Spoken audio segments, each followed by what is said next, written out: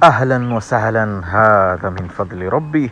Jamani, leo nimewaletea the most nutritious fish katika bahari yetu. Umeshangaa?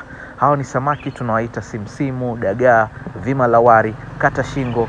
Jamani, hawa ni samaki ambao kwamba samaki wale wakubwa ndani ya bahari ndio wanawategemea ili waweze kuwapatia afya.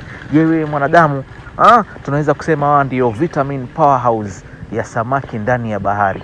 Kwa hivyo tunawapata wapi? Tunawapata Mombasa, Guraya, Bibi wa Shafi Road. Nenda pale Google and search Mombasa Fish Shop.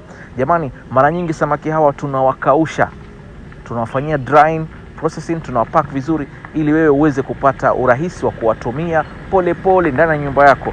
Ni wazuri sana kwa afya yako ya mifupa, afya ya moyo, afya ya bongo lako bana. Jamani, jaribuni kuwala samaki hawa na ni watamu sana. Nani asiyetaka mazuri bana? Hadha min fadli rabbi.